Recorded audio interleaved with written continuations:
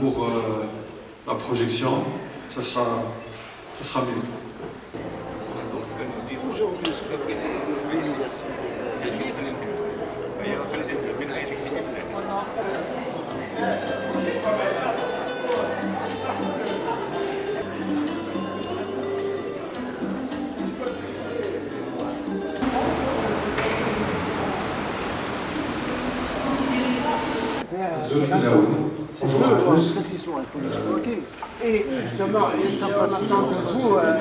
Entreprise familiale fondée en 1975, donc l'année prochaine, nous fêterons les 50 années de notre usine. Notre siège social se trouve à Oran et nous avons différents points d'exposition, de showroom, Jelfa, Sétif, pourquoi pas bientôt, Inch'Allah, ici à Tizi Ouzou, à Ain Defla, Tiaret, Alger, ainsi de suite. Orienté dans la biodiversité pour la protection de l'environnement, des produits architecturaux inspirés de l'architecture de notre pays, du patrimoine national. J'en profite pour vous informer que pendant d'ici la fin du mois, pendant toute la semaine, il y a la journée, les conférences aujourd'hui ici au Palais de la Culture, mais durant toute la semaine, il y aura aussi des conférences et une exposition à l'hôtel Bellois. Juste à côté, il y aura quelques enseignants universitaires ici qui animeront des conférences. Et en parallèle, il y a des produits de la société Belux qui sont exposés. Donc nous vous invitons vivement à passer, les visiter, à voir, à toucher. Nous pourrons parler, pas uniquement de produits, nous pourrons parler de vision dans le domaine de l'aménagement urbain, ainsi de suite. Donc des produits qui sont inspirés du patrimoine national, des produits modulables, de l'éclairage d'une manière générale, des grands mâts, du smart lighting, on va en parler un peu plus longuement. Nous avons aussi un bureau d'études, nous sommes spécialisés dans le domaine. Nous faisons exclusivement des études photométriques, c'est-à-dire que nous utilisons des logiciels sur lesquels les ingénieurs, les bureaux d'études ou les maîtres d'ouvrage peuvent se projeter à l'avance pour voir. Nous avons une Académie Lumière, c'est une école de formation agréée par le ministère de la formation professionnelle pour donner des cours exclusivement dans le domaine de l'éclairage public. Et voici, vous avez un petit aperçu de quelques projets que nous avons fournis. Nous sommes une entreprise de fabrication, nous ne sommes pas une entreprise de réalisation, donc nous concevons, nous fabriquons, nous livrons des produits qui sont installés par des entreprises qui, elles, sont spécialisées dans le domaine de l'installation. Donc là, c'est par exemple le nouveau stade à Ouaran Mouloud Hadfi. On a éclairé une partie du stade, ici, Tizi Ouzou, le stade Aït Ahmed, différents projets sur différentes régions du territoire national, tout, du nord au sud, d'est en ouest. Eh bien écoutez, je les remercie, je remercie les étudiants d'avoir été présents, et puis j'espère qu'ils continueront à venir, parce que comme je viens de le dire et je le répète, c'est vraiment une formation continue. Vous allez avoir de la réflexion. Et je voulais juste vous dire un mot de Platon. Je voulais le dire parce qu'il est plaisant. Platon dit, celui qui veut servir son pays doit avoir non seulement le pouvoir de penser, mais la volonté d'agir. Donc on va apprendre à se reposer les questions et savoir qu'est-ce qui est essentiel dans cette question qui est la ville. Belux, je les accompagne avec une très très grande sincérité, déjà depuis quelques années maintenant. On avait commencé à Paris et puis là, cette entreprise privée qui est en train de faire le tour d'Algérie pour parler d'un domaine qui lui est connexe, celui de la ville, puisqu'elle intervient elle-même, sur l'espace urbain et sur la définition de la ville, en association avec le CRASC, les universités, etc. Et donc, une fois que j'ai réglé toutes ces contraintes, j'ai installé une espèce de lit dans lequel le projet englobe. Ensuite, le deuxième sujet, on commence à s'intéresser beaucoup à l'architecte. Et puis, très souvent, les gens vous disent « Ouais, mais architecte de quoi ?» Beaucoup avec les jeunes, je suis désolé pour les moins jeunes. Est-ce que tu peux rester encore juste quelques minutes?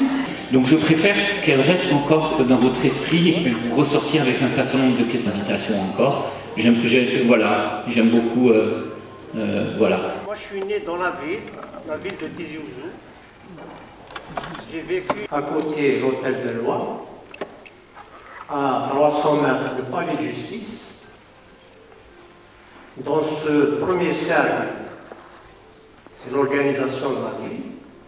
300 mètres ici. Ça, c'est les années 60-70. Et c'est autant d'habitants du premier et deuxième siècle de la ville de Tizi Ouzou.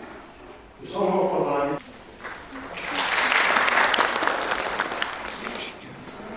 Et la mixité entre nous et le vivant autour de nous, des bêtes, parce qu'on a l'impression qu'on est au sommet de l'évolution et qu'on peut écraser tout le monde. Et puis un petit virus, il vient et puis il vous déglingue complètement votre vie. Beaucoup plus haut que nous, qui vont balayer Bill Gates. Que serait l'informatique dans 30 ans? Il a dit « je ne peux pas voir au-delà de 15 ans ». Et ces stratégies, elles ne peuvent être finalement que philosophiques. C'est qu'à un moment donné, il faut se dire vers quoi j'ai envie d'aller. Magnifier l'espace urbain par la lumière. J'ai été vraiment ébloui durant tout le voyage par la beauté de la région. Vous vivez dans une région magnifique. Donc mon sujet était en fait d'actualité. Donc j'ai appelé ça magnifier l'espace urbain par la lumière. Et j'aurais aimé visiter encore cette région, mais toujours sous un éclairage. Donc que la lumière reste, que toutes les montagnes, que toutes les forêts de la wilaya puissent être encore éclairées pour pouvoir bénéficier de ce magnifique paysage.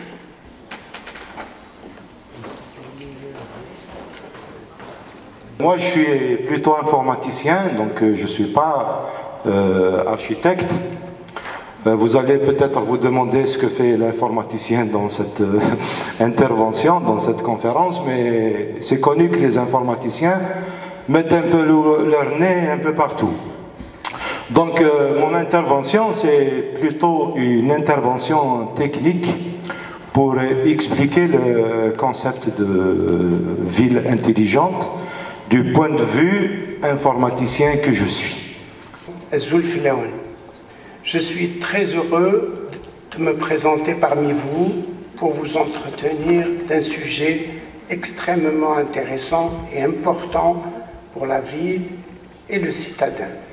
Il s'agit des espaces ouverts dans la ville, du moins l'amplification de ces espaces par l'éclairage et d'autres, bien entendu, artifices qui permettent d'amplifier ces espaces ouverts.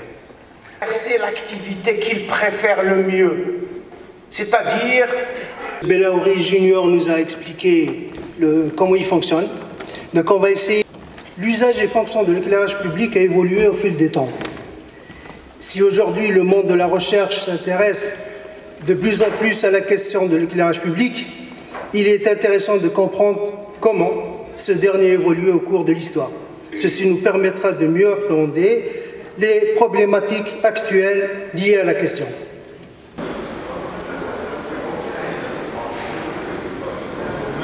Artificielle va certainement délester l'homme. La question, il est un petit peu philosophique, un petit peu existentialiste. Comment vous imaginez les préoccupations de l'homme du futur? Ce qu'il faut savoir, c'est que des gens comme les sociologues, les anthropologues. Mais l'expérience qu'on connaît, c'est que tout va être une technologie nouvelle, inconnue. bénéfique à la société. Dans le cas... Dans les exemples présentés, il y a beaucoup d'exemples d'éclairage au milieu urbain. J'aimerais bien voir une idée sur les possibilités, d'abord pour Belux, dans un premier temps, donc les possibilités, les solutions que présente Belux pour l'éclairage au milieu rural. Hein. La conception d'un éclairage raisonné en zone de montagne, en milieu rural. Et bien évidemment associé aux espaces ouverts. Nous utilisons une technologie, nous utilisons des LED, des chips, des LED vraiment très particulières et des filtres avec lesquels on peut isoler certaines couleurs du spectre lumineux. Certaines espèces animales ou la végétale sont plus sensibles à certaines couleurs par rapport à d'autres. Donc on arrive à filtrer tout en respectant la biodiversité en fonction du site, en fonction de la prédominance d'une certaine espèce par rapport à l'autre. Mais nous ne sommes que fournisseurs de produits, de solutions. Ça dépend d'architectes, ça dépend des bureaux d'études qui, eux, doivent mettre en place ces exigences dans leur cahier de charges, dans leur prescription, dans leurs critères de sélection d'un produit, pas d'un fournisseur, je parle bien d'un produit, pour pouvoir prendre en considération ces aspects-là. Par la suite, nous venons pour proposer les solutions qui sont adaptées. L'architecte, ces informations doivent être puisées dans le temple du savoir qui est l'université. D'où cette rencontre aujourd'hui avec l'université, les architectes, les entreprises de réalisation, les fabricants, et ainsi de suite, une rencontre pluridisciplinaire. Et cette règle ne s'applique pas exclusivement dans le milieu rural, mais ça, en fait, on n'éclaire pas la ville de la même façon qu'on va éclairer un milieu rural. La montagne, c'est ça aussi, c'est l'adaptabilité de toute la technologie, tout ce qui est technique, on l'adapte. Donc on l'adapte grâce à ceux qui font de la recherche, grâce à ceux qui vont étudier, viennent de nous démontrer, là, M. Salmi, et pour dire que voilà, telle lumière est dangereuse, telle autre, c'est ça par rapport aux luminaires, etc., depuis l'évolution antique, on est passé à l'évolution des lampes pour parler de l'éclairage public. Un autre domaine, plus lié à la thématique de Belux, c'est Dr Smadi Amina, maître de conférence à l'université Mouloud Mamri de Tizi Ouzou. Donc je voulais répondre par mon intervention à un public large qui se pose la question, pourquoi Belux? Quel est le lien de Belux avec la touristification? Qu'est-ce qu'on fait ici à travers cet événement? Donc ces questionnements-là ont une réponse à travers la thématique de touristification et de l'attractivité touristique d'une destination. Je suis le professeur Kamal Moulay de l'université Mouloud Mamri, de la faculté des sciences économiques et de gestion et des sciences commerciales. Je connais ce que fait Belux. Je sais c'est quoi le tourisme, pas dans le détail évidemment, et je sais ce que fait l'université. Donc j'ai essayé de voir comment faire une présentation et une communication qui intègre un petit peu tout cela. Belux fait dans l'innovation, l'université est impliquée dans l'innovation. Le domaine qui nous lie peut-être, ça va être donc le tourisme. Donc je me suis dit, voilà, c'est parti, je vais faire une communication sur le tourisme et l'entrepreneuriat universitaire innovant, donc en prenant l'exemple de l'université Mouloud Mamri de Tizi Ouzou. Le pays ne gagne rien. Il perd beaucoup parce qu'il laisse un tas de détritus, un tas de, voilà. Et ça détruit peut-être la faune, la flore. Pour la question, pouvez-vous revenir plus en détail sur les spécificités des zones de montagne qu'il faudrait gérer de manière durable pour éviter leur épuisement? Une dernière question donc, pour l'entreprise Belux. J'imagine que vous faites des études de marché. Bon, si une entreprise existe depuis 50 ans, j'imagine qu'il y a, on va dire, la firme étude de marché qui doit être développée. Donc, pour les zones de montagne, est-ce que vous avez un type d'éclairage, un produit spécifique qui pourraient correspondre en tant que zone de montagne, comme on retrouve à Tizi Ouzou.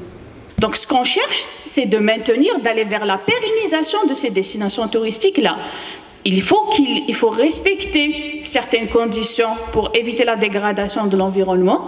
Réponse courte, je dirais oui, on a des produits qui sont adaptés aux zones rurales. Je vous invite à visiter l'exposition qui est en bas. Maintenant, si on souhaite développer un petit peu, je l'ai expliqué un petit peu ce matin, j'ai dit que nous sommes là pour répondre à un besoin.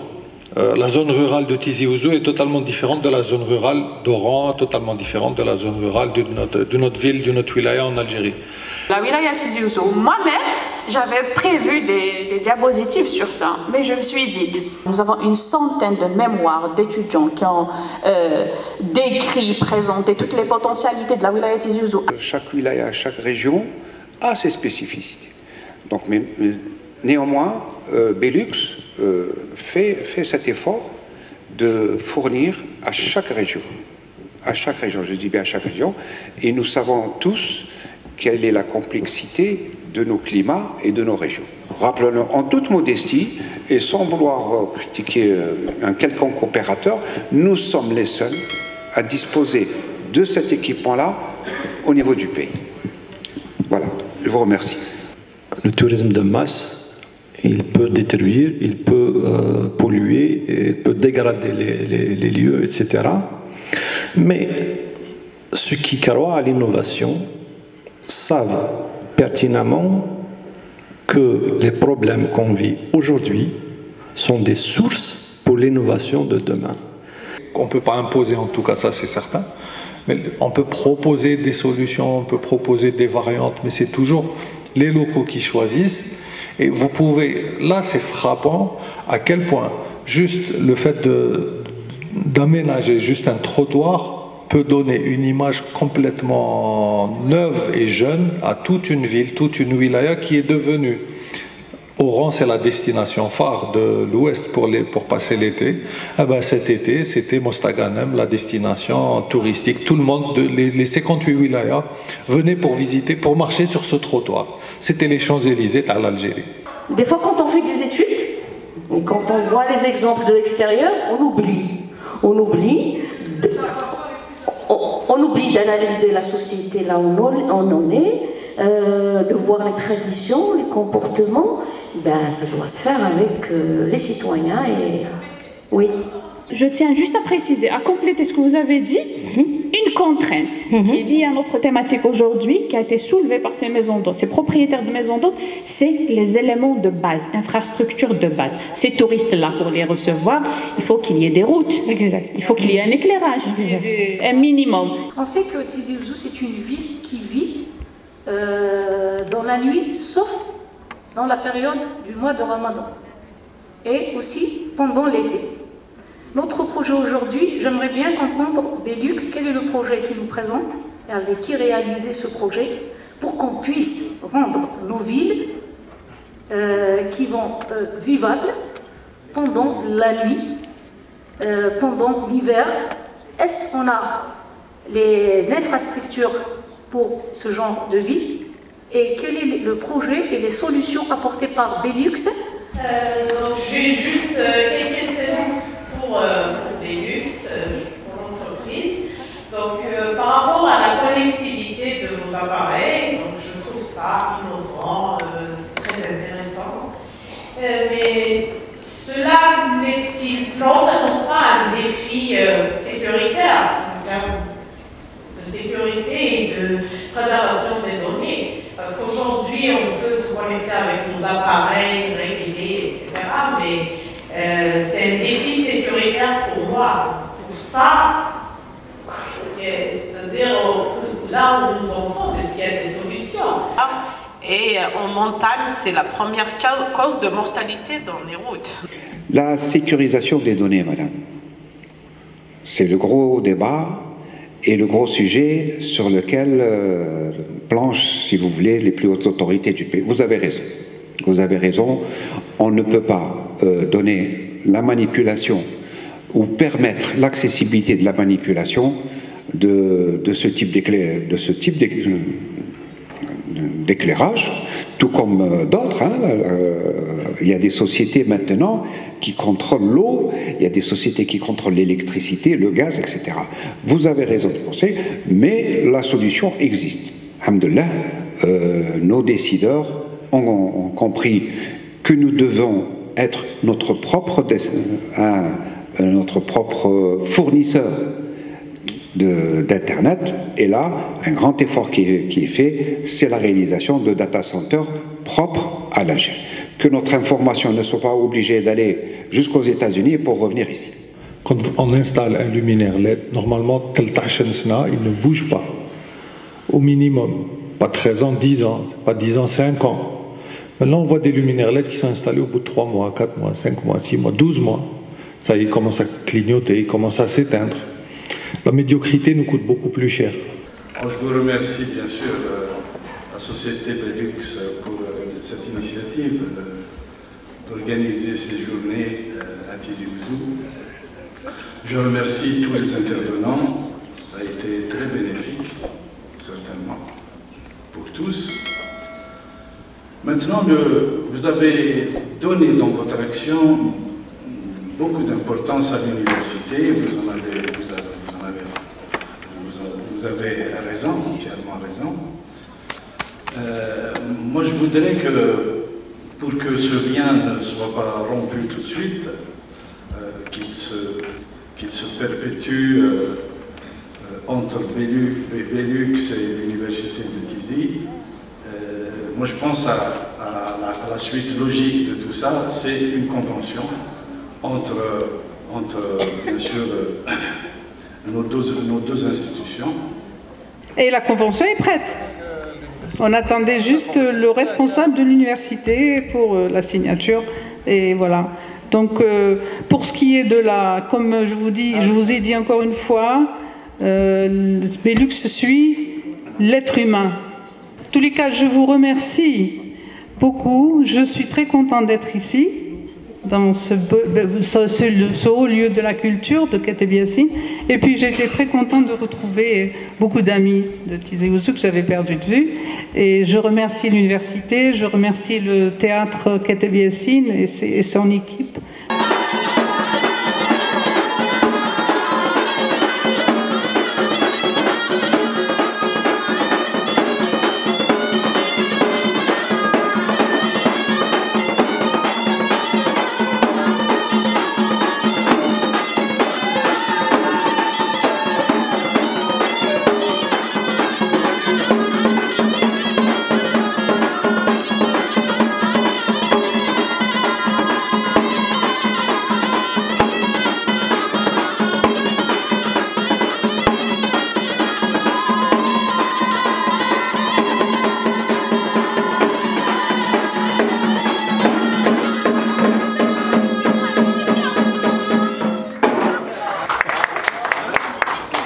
سنة كيشبيع عقد الحوج ده حبيب مسيو بيلارويل البريزيدون ديريكتور جينيرال لا سوسيتي بيلوكس.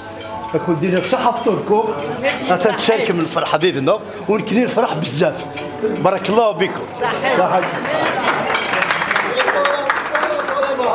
ها؟ اسمعوا.